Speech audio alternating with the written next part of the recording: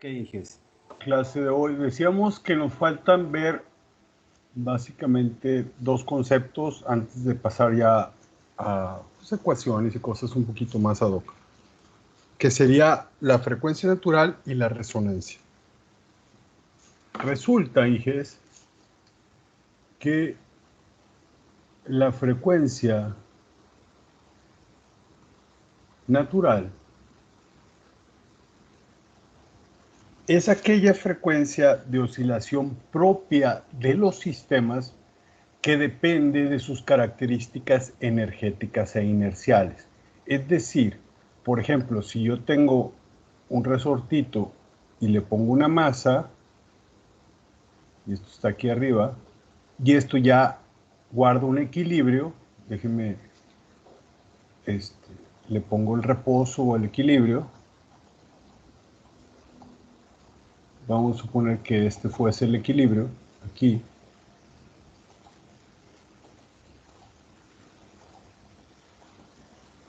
Cuando nosotros saquemos de dicha posición el sistema, vamos a poner aquí una línea, y lo estiramos y lo soltamos, va a empezar a oscilar. ¿De acuerdo? Esa oscilación que presenta el sistema es totalmente propia de sus características. Es decir, todo aquello que tenga una combinación de energía potencial elástica, por decir, y de energía cinética de la masa, ya tiene una frecuencia natural. Por ejemplo, yo le pego al escritorio y ese escritorio empezó a vibrar hasta recuperar su posición de equilibrio a su frecuencia natural. Lo mismo sucede, por ejemplo, con un péndulo. Cuando ustedes tienen un péndulo así, este péndulo va a oscilar de un punto a otro y va a regresar y va a ir así oscilando a su propia frecuencia natural.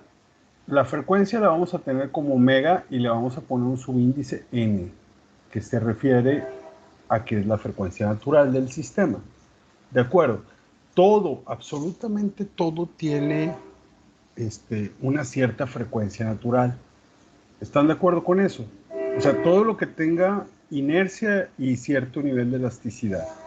Analícenlo, cuelguen algo y sáquenlo de equilibrio y va a oscilar diferente. Cada cosa va a tener sus propias frecuencias de oscilación en función de sus características.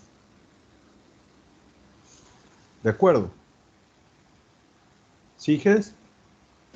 Sí, Inge, de acuerdo. Ok. Sí, Inge. Bueno, resulta que si todo tiene su propia frecuencia natural de oscilación, entiéndase, por ejemplo, este sistemita, ¿qué tal si hubiese una frecuencia de excitación que actúe sobre él? O sea, si omega n es la frecuencia natural,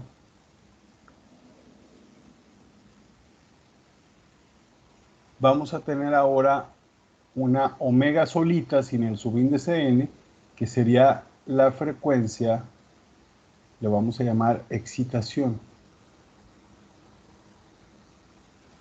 Frecuencia de excitación. Bueno, resulta que cuando omega es igual a omega n, o sea, cuando la frecuencia de excitación es igual a la frecuencia natural, entonces sucede un fenómeno que se conoce como resonancia. O sea, en pocas palabras, si lo despejamos, cuando omega en omega n es igual a 1, es cuando sucede la resonancia, cuando las frecuencias de excitación y la frecuencia natural son iguales. ¿Y qué es lo que pasa cuando un sistema está en resonancia? Bueno, miren,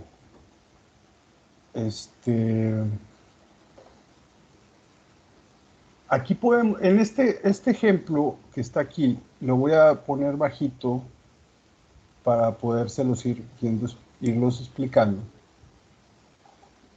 Miren, este cuate lo que hizo fue, en dos postes, tiene dos péndulos que tienen la misma longitud y la misma masa. En teoría, ambos tienen la misma frecuencia natural. ¿De acuerdo?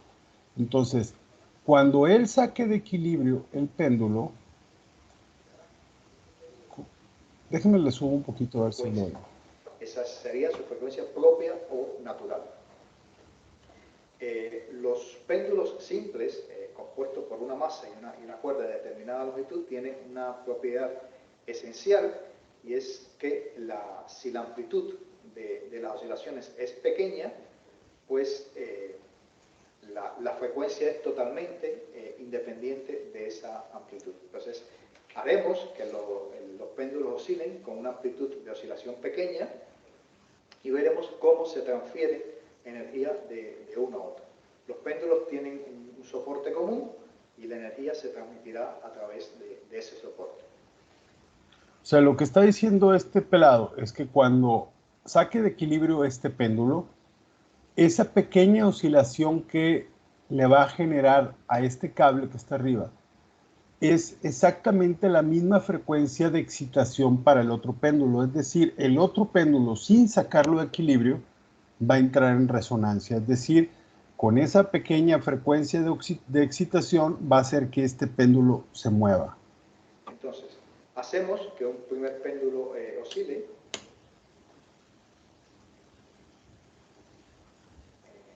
Este péndulo comienza a transmitir energía a través del soporte común.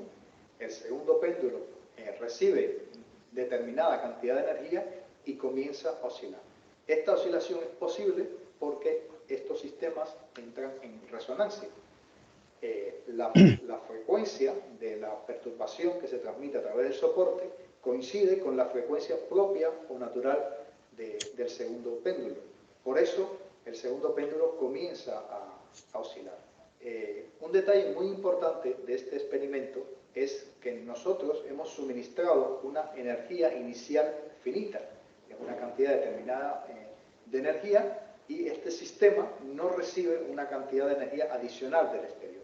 Por eso, cuando el segundo péndulo entra en resonancia y comienza a oscilar con su amplitud máxima, como ahora, pues requerirá una mayor energía a medida que aumenta la amplitud de su oscilación, y como la cantidad de energía suministrada al sistema es finita, pues habrá menor energía disponible para el primer péndulo y la amplitud de oscilación del primer péndulo comenzará. Y ahí ambos péndulos tardan el mismo tiempo en hacer un recorrido. Es correcto, tienen la misma frecuencia natural. Mira, él va a agregar ahorita un tercer péndulo. Mira. O con que cambiara la longitud de uno de ellos, pero creo que agrega uno, mira. Haciendo el mismo ejercicio, este va a volver a entrar en resonancia, este otro, porque tiene la misma frecuencia, pero el cortito no se mueve. Ese cortito no va a oscilar. Y dices tú, bueno, ¿y por qué no oscila si recibe por este soporte la misma energía que el otro? Bueno, porque la frecuencia de excitación que recibe no corresponde a la frecuencia natural. Es decir, este péndulo no está en resonancia. ¿De acuerdo? Vean la oscilación del péndulo chiquito, es una frecuencia diferente de oscilación, entonces por eso ese puede estar oscilando y los otros dos largotes no van a tener amplitudes en resonancia. Prácticamente están quietos. Aunque la energía de excitación en el soporte superior sea muy grande, no va a pasar nada porque las frecuencias no son iguales. ¿De acuerdo? Les puse otros videitos que pudieran, por ejemplo, vean esto y luego lo comentamos.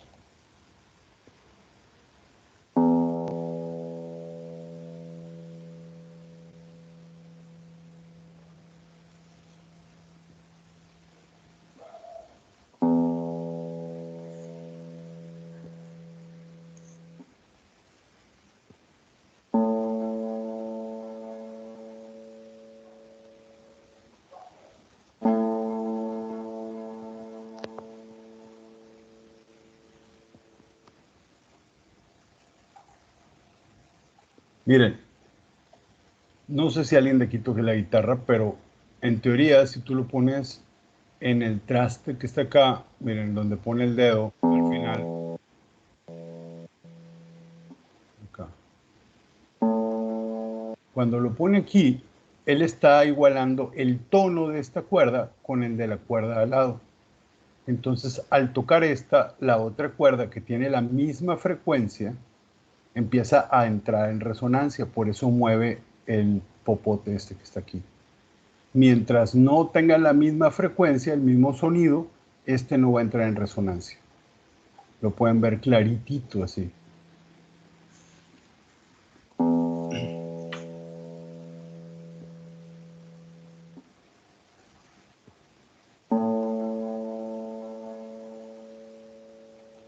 ¿Sí lo ven? O por ejemplo, todo el mundo ha visto cómo quiebran copas y todo eso. Miren. El secreto es que la copa tiene una frecuencia natural.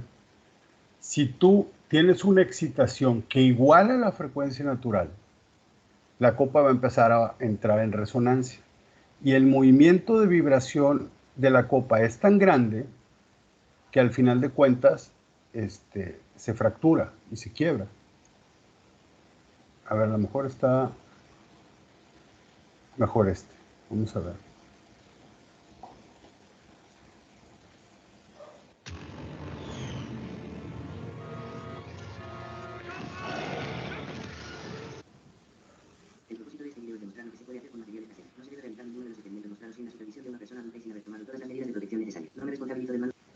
Vamos a ver cómo podemos romper una copa de vino con sonido. Lo mejor es que no vamos a necesitar altavoces superpotentes o generadores de tonos. Lo haremos con materiales que todos tenemos en casa. Vamos allá. Para este experimento vamos a necesitar un móvil más o menos moderno, un altavoz. En este caso yo voy a utilizar una bocina que he extraído de un televisor antiguo. De todas formas, si los altavoces de ordenador que tenéis son más o menos potentes, probablemente también os van a servir. Un amplificador de sonido, puede ser un sistema de cine hogareño, una radio, etc. Una copa de vino. Y por último, pajitas, popotes o pitillos. En primer lugar, vamos a descargar e instalar la aplicación Spectrum Analyzer desde Google Play. En todo caso, el enlace está en la descripción. La aplicación nos permitirá saber la frecuencia de resonancia del vaso, o dicho de otra forma, la frecuencia en la cual el vaso alcanza su mayor grado de oscilación. Para ello, vamos a colocar el móvil cerca de la copa de vino. Luego vamos a mojar nuestro dedo índice y lo vamos a deslizar por el borde superior del vaso de esta manera. Esto inducirá energía cinética al vaso, parte de la cual se va a transmitir en ondas sonoras. El móvil detectará estas ondas y la aplicación nos mostrará la frecuencia predominante. Posteriormente vamos a descargar una aplicación llamada generador de tonos. La idea consiste en hacer el proceso al revés. Esta aplicación y el altavoz generarán el sonido y el vaso empezará a oscilar. Pero para conseguir que el vaso se rompa, primero debemos conocer la frecuencia exacta con un error de décima del hercio. Para hallar esta frecuencia, introducimos el primer valor que nos daba el analizador de frecuencias en el primer campo. Marcamos 1 minuto como periodo de transición y finalmente introducimos el segundo valor en el segundo campo. Luego conectaremos el móvil al amplificador, ponemos las pajitas en la copa y apretamos el botón IR. Ahora vamos a observar muy atentamente a qué frecuencias las pajitas se mueven con mayor velocidad. Si vais a repetir este experimento en casa, os aconsejo que grabéis esta parte del experimento con una cámara, para que luego podáis estimar la frecuencia buscada más fácilmente en la pantalla del ordenador. Podemos concluir que para esta copa la frecuencia de resonancia son exactamente 440,55 Hz. Ahora marcamos este valor tanto en el primer campo como en el segundo. Esto hará que el altavoz emita esta frecuencia constantemente. El vaso está a punto de romperse, pero al altavoz le falta un pelín de potencia para conseguirlo. Por esto le he vuelto a colocar el embudo y el resultado se hará evidente enseguida. Si en casa tenéis un altavoz un poco más potente que el mío, no hará falta que focalicéis el sonido de esta manera. Nada más, espero que el experimento os haya gustado. Os invito a que si todavía no os hayáis suscrito a mi canal, lo hagáis y que le deis un like a este vídeo por el vaso roto o si no por esta canasta. Hasta la próxima. Yo creo que estaba muy fácil, ¿no? O sea, lo único que hizo fue meter en resonancia la copa a través de, primero investigó cuál es la frecuencia natural de la copa, luego le puso una excitación con exactamente esa misma frecuencia, o sea, igualó la frecuencia natural a la excitación y le dio amplitud. Y al darle amplitud, de repente, ¡pum!, se quebró el cristal porque si ven la copa en cámara lenta, se mueve mucho el cristal antes de quebrarse. Déjenme ver si hay alguna que esté en cámara lenta.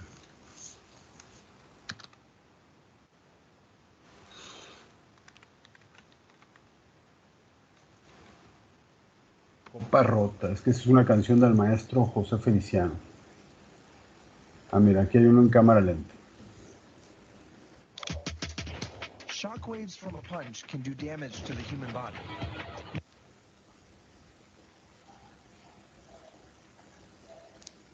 Rim bending back and forth. Ahí se ve claramente cómo se mueve. Times a second, the same rate as the sound waves. If I draw in the sound waves, you can see what's happening. One wave comes out of the speaker and pushes the side of the wine glass. The glass bounces back just when another sound wave pushes it again. If the timing or frequency of the sound waves is exactly right, the motion will build until the glass breaks.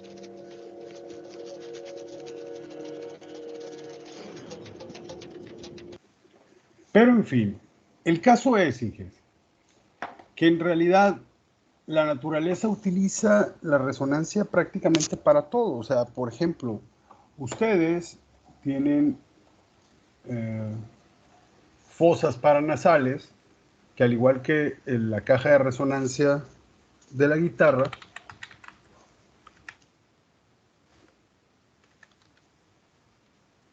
sin ellas su amplitud de su voz es sumamente pequeñita.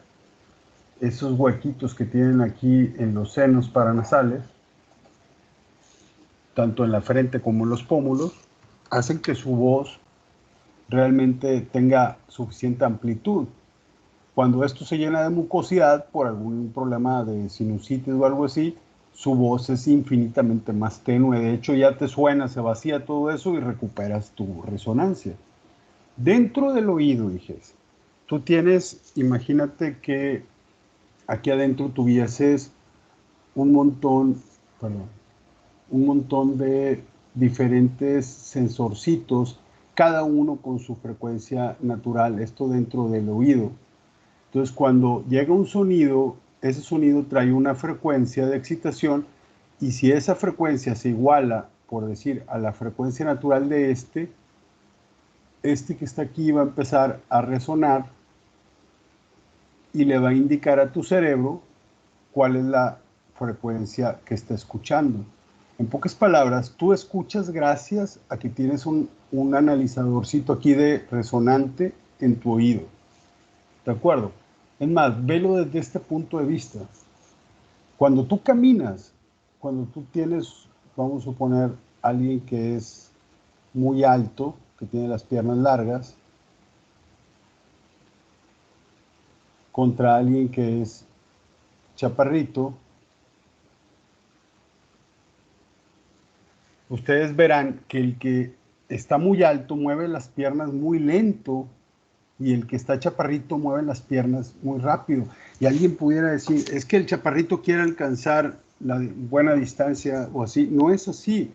Lo que pasa es que al final de cuentas, la frecuencia natural de un péndulo que está cortito se mueve muy rápido y el péndulo más largo se mueve más lento. Entonces, en realidad, las personas, sus piernas son péndulos y de forma inconsciente genera pequeñas frecuencias de excitación que hacen que alcance grandes amplitudes con poca energía, metiendo el sistema en resonancia.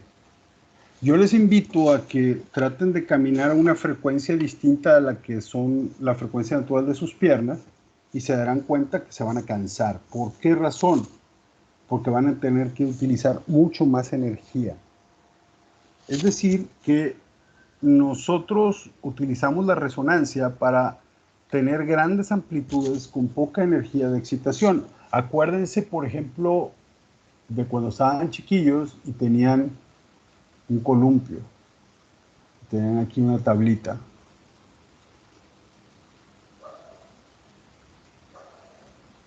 Y se enseñaron a andar en el columpio.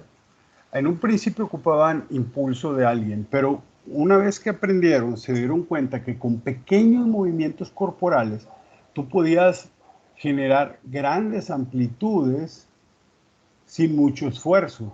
De hecho, te bajabas del columpio y no estabas agitado, ni mucho menos.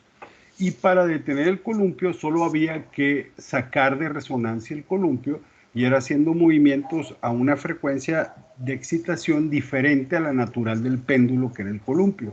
¿Sí recuerdan eso? Yo creo que Sí, sí. eso Sí, todo el mundo lo vivió. Bueno, entonces si te das cuenta, al igual que en el columpio, tus piernas es lo mismo. Tú haces pequeños impulsos y tienes esas grandes amplitudes con poca energía. Entonces la naturaleza utiliza la resonancia para poder moverse con poca energía. Lo haces tú para caminar, lo hace un ave para volar, lo hace todo, prácticamente. De hecho, la resonancia está tan ligada a tu naturaleza que, por ejemplo, tú tienes órganos internos que cuando vibran, esos órganos entran en resonancia, por ejemplo, tus riñones, tu hígado, etcétera, tú sientes temor. ¿Por qué? Porque hay ciertas especies, como por ejemplo un tigre,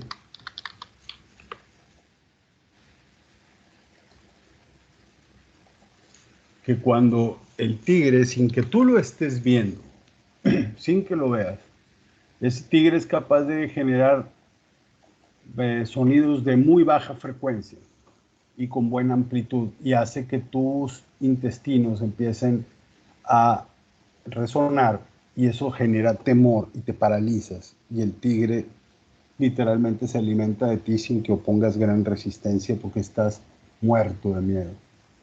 Eso lo hacen varias especies, sobre todo felinos.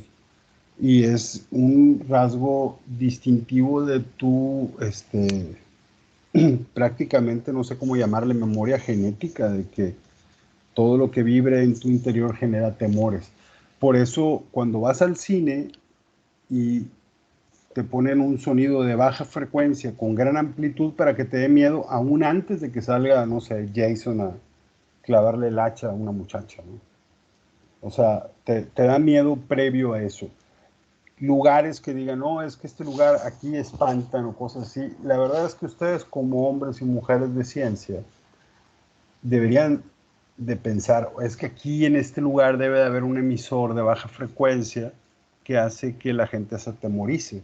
Hay que buscar ese emisor de baja frecuencia. Puede ser un tubo, no sé, que esté cavitando o que pasa el tren cerca y resulta que estructuralmente tú tienes unas vigas que pasan, que chocan, no sé, con algún soporte y generan vibración de baja frecuencia y tú sientes ese temor, pero en realidad debes de buscar siempre una razón lógica a todo lo que te sucede. La resonancia, como por ejemplo ves todos los instrumentos musicales, son instrumentos resonantes que con una cuerdita que está vibrando bien poquito, el sonido es bastante grande gracias a la caja de resonancia. Por ejemplo, guitarras, violines. Lo mismo sucede con instrumentos de viento, con tambores, etc. ¿De acuerdo? Entonces, prácticamente todos los instrumentos acústicos funcionan por resonancia. Es algo demasiado exageradamente cotidiano. La situación es que no todo el mundo está consciente de ello, pero es exageradamente cotidiano. Y resulta que cuando la resonancia no se contempla en los diseños, puedes tener catástrofes O puedes tener, por ejemplo, si lo contemplas, una criba vibratoria donde con poca energía puedas separar material. ¿De acuerdo? O sea, en el caso de la guitarra, por ejemplo, que puso ahorita, la caja vibra a la misma resonancia que la cuerda. Eso es lo que se escucha. La caja resonante magnifica la vibración de la cuerda. Ah, ok. Sí. De hecho, si tú estudias guitarra y no quieres molestar a tus familiares, llena la caja de resonancia con periódico, bolas de periódico así adentro, y te vas a dar cuenta que se acabó el sonido. O sea, todo se va a atenuar dentro porque no tienes resonancia. Y puedes practicar en tu cuarto sin molestar. Es una técnica muy, muy común. Miren, ingenieros, de tarea, por favor, busquen varios videos, no solo uno, del puente de Tacoma. Busquen un Sí, video. ya lo, Inge, yo vi un video del puente de Tacoma, pero sí, ya lo había encargado. bueno, Ok. vi como tres, pero me quedé con una duda porque una parte del video dice que hacen una prueba de aire, Lo que pero pasa no, es no que, entendí qué es eso. miren, lo que pasa es que el puente, imagínense que es un perfil así, y el viento genera vórtices. O sea, la excitación es que, por ejemplo, viene el viento en esta dirección, le saca la vuelta y aquí genera vórtices. Igual, viene el viento y genera vórtices. Estos vórtices, en realidad, lo que hacen es jalar. Aquí se hace un vacío y el puente lo jala para acá. Entonces lo estaba jalando y luego lo suelta y lo regresa. Entonces el puente tuvo una excitación. Y esa excitación coincidió con la frecuencia natural del puente y entró en modos de vibración. Los modos de vibración lo pueden ver, por ejemplo, si un día, bueno, lo pueden buscar, pongan modos, así como modos de modales. Miren, modos de vibración. Y van a encontrar, por ejemplo, en placas, esto, y van a ver cómo las estructuras tienen ciertas formas de vibrar en función de la excitación y de la frecuencia de excitación. Ahí pueden ver cómo donde se junta la sal es donde no hay amplitud. Todo lo demás se está moviendo, por eso la desplaza. Esta era una práctica de laboratorio, no sé si todavía la hagan. Hace muchos años que no voy al laboratorio. Pero empiezan a variar las frecuencias y cambian los modos vibratorios de las placas o vigas, etc. Y en el caso del puente entró en un modo vibratorio torsional que no lo soportó y se cayó. De acuerdo. Les paso ¿no? Para que lo vean completo al rato mañana.